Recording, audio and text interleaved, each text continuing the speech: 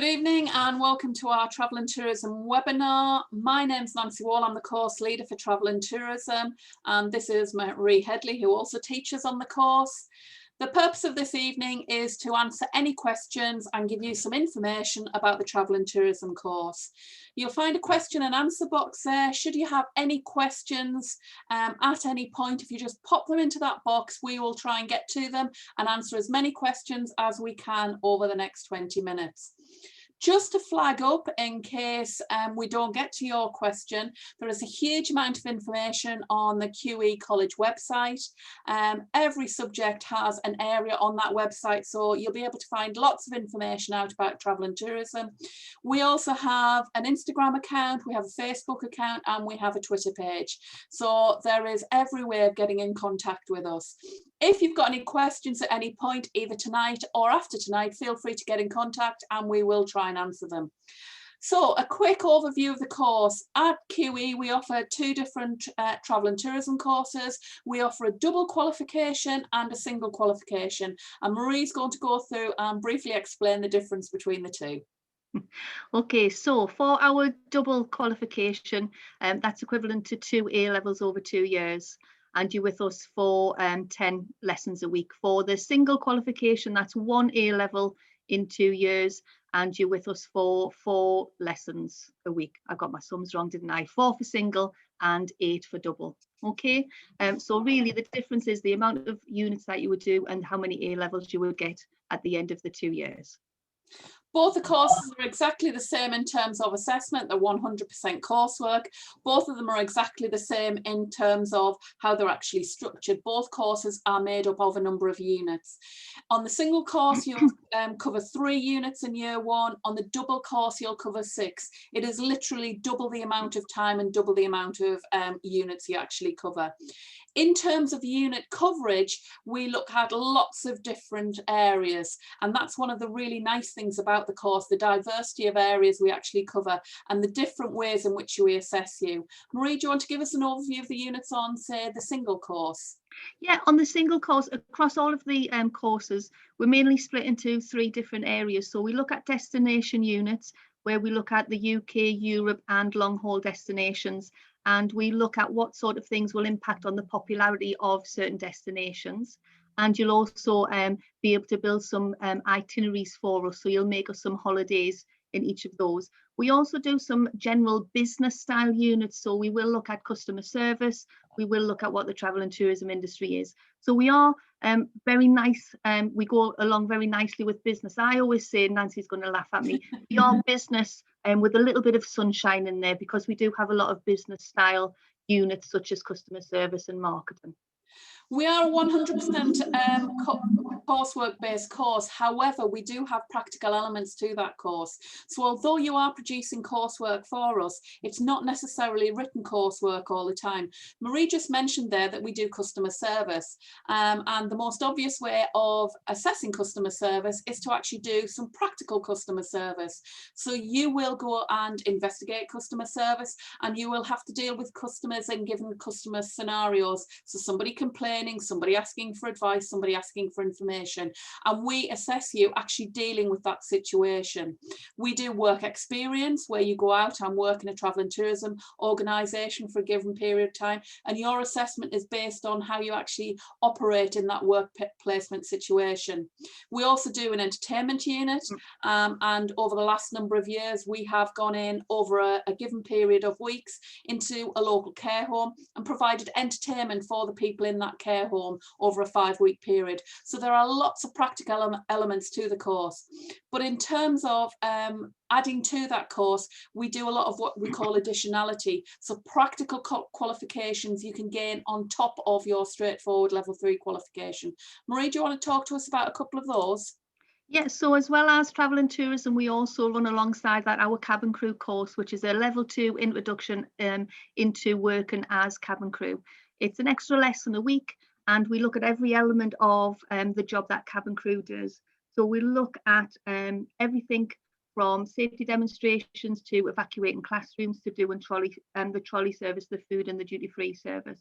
And we also have a number of other courses that we have added on. So we have done a CPR qualification, especially linked to the cabin crew course, where you can learn some basic first aid. And then also we've done a dementia awareness course, especially now where we're looking at different customers and how we should treat different customers, making you more employable when you actually leave us. So all the time we're looking at adding additional things onto your course. So you don't just leave with a very high quality, high grade A level, you actually leave with additional skills and qualifications. And that makes you much more attractive to either employers or to universities. Now, we did mention that we do work experience.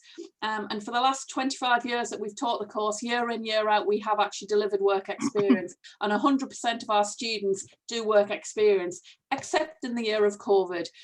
And that was beyond our control. So we're hoping that once the vaccine's rolled out, and when you start in September, hopefully there shouldn't just be light at the end of the tunnel. We should be at the end of the tunnel in the light with our sunglasses on, being able to travel again and do all those things we love to do.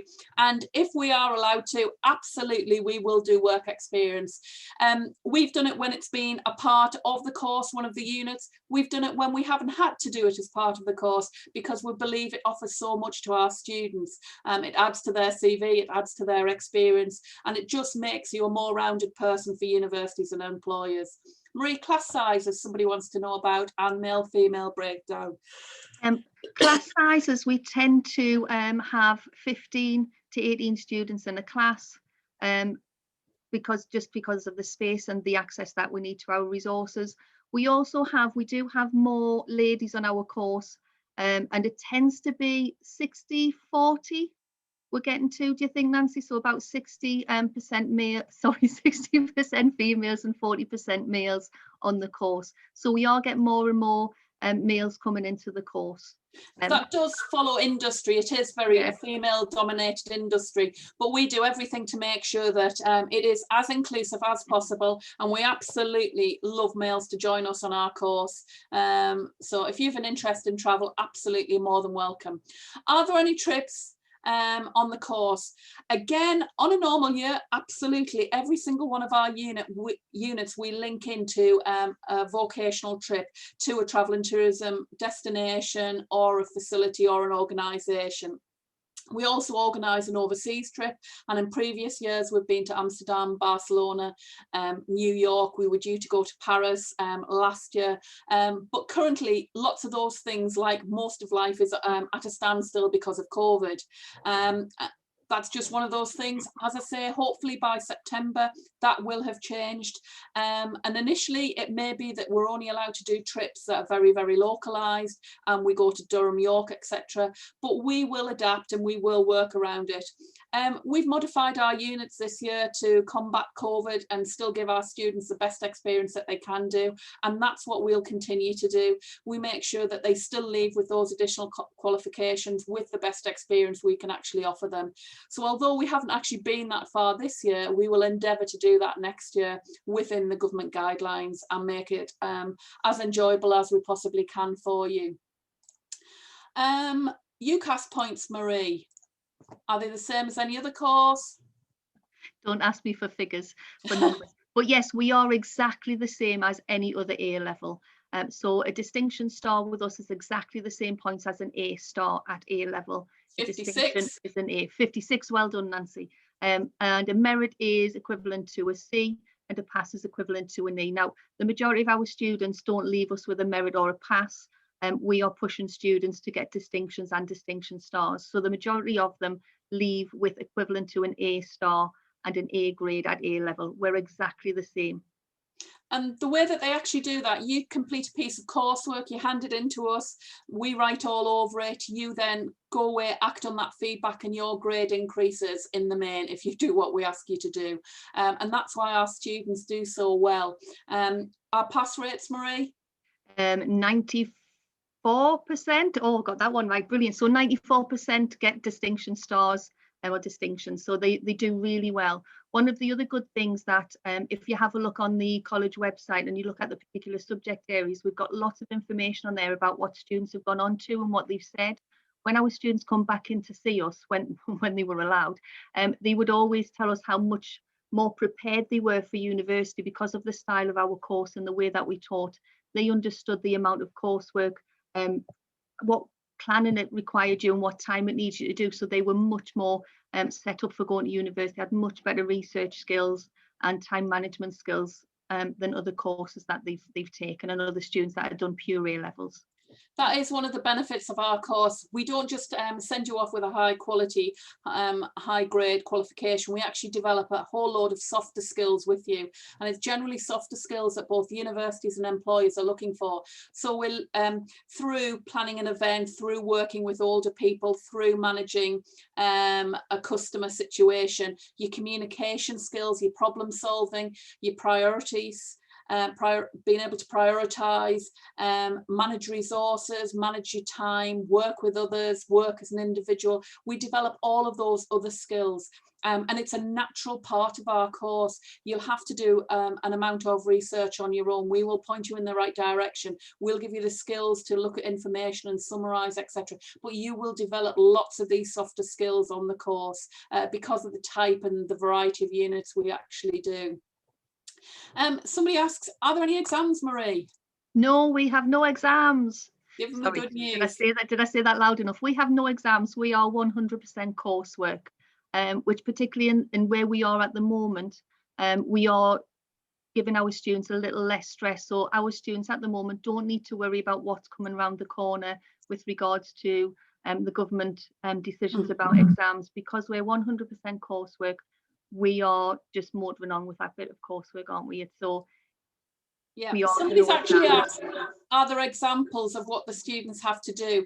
And yeah, if you go onto the college website, there are lots of subject websites on there. And on those subject websites, we've actually posted some sort of situations, lessons, coursework that you would see whilst you're actually on travel and tourism. So there's little tasks on there with answers. So if you fancy you go at them, have a look. But another good thing on our website, there's lots of information on there from former students who've gone on to do loads of different things. People automatically think travel and tourism, you're going to be cabin crew or you're going to work in a travel agent, and there are so many other opportunities out there. We've got students who've gone into teaching, accountancy, business studies, pharmaceuticals, dance teachers, all sorts of different things. So it just leaves the whole world wide open to you. We have lots of students who've gone down the tourism management route and event management route, but don't look at it as being really sort of narrow. It's wide open. As Marie says, it's business studies with sunshine. Use it as a stepping stone to your future, whatever you want to do. So there are loads of examples of what our students have actually gone on to, examples of our course and what you do.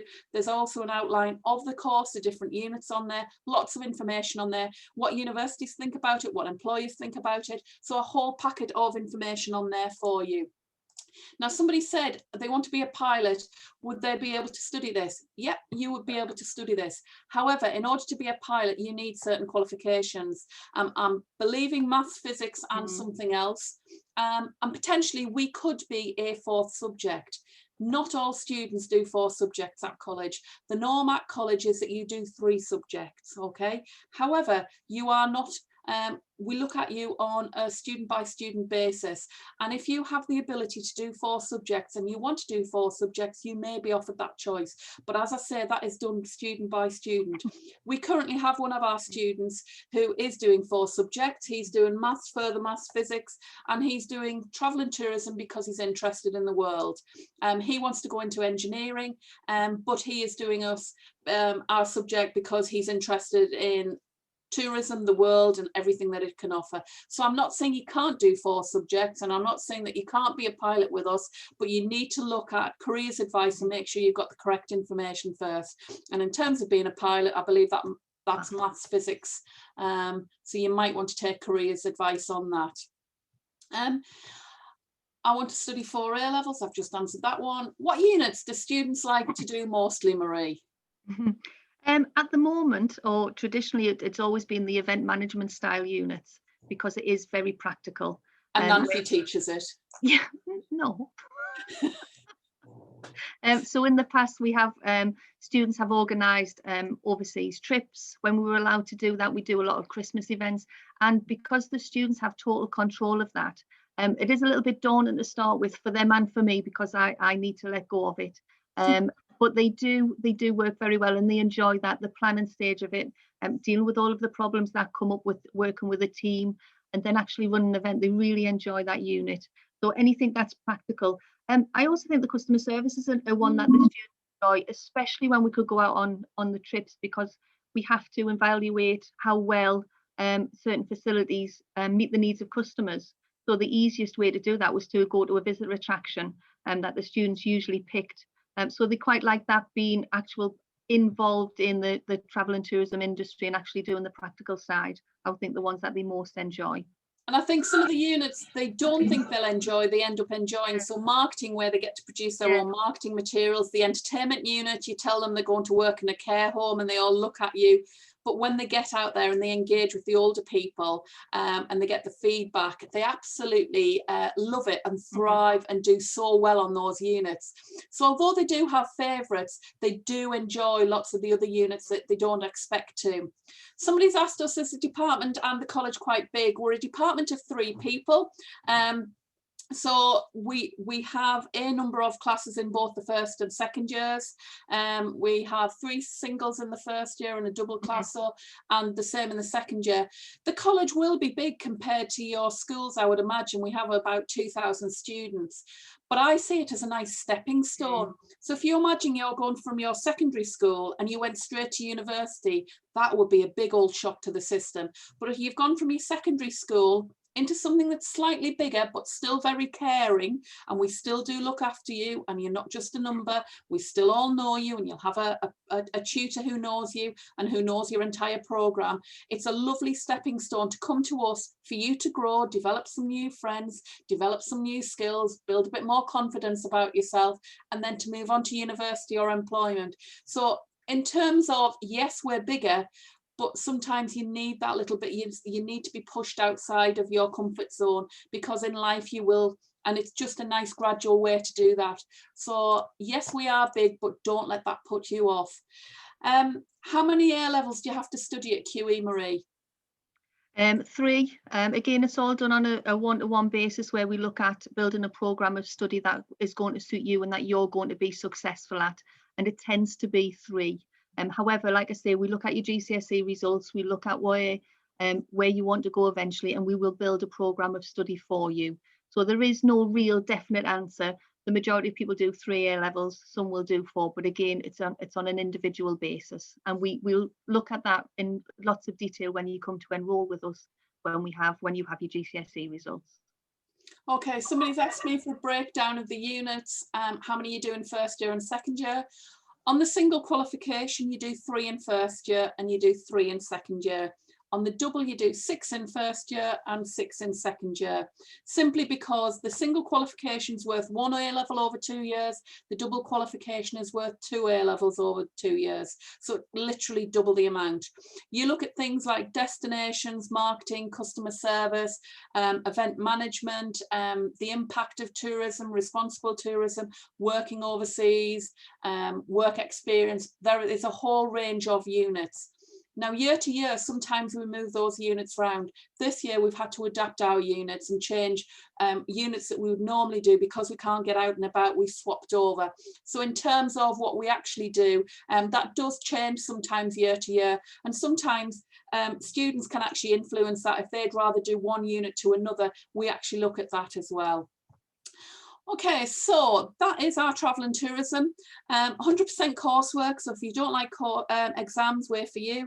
94% higher grades, that's 94% at A star, A and B. Lots of opportunities to develop softer skills, gain other qualifications, and our students move on to do a huge amount of different things.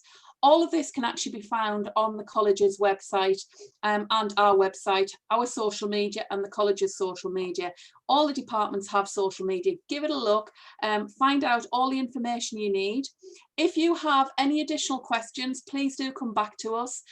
Just pop us an email at any point. There's contact details on everything, the website, the social medias, etc. Pop it into a chat.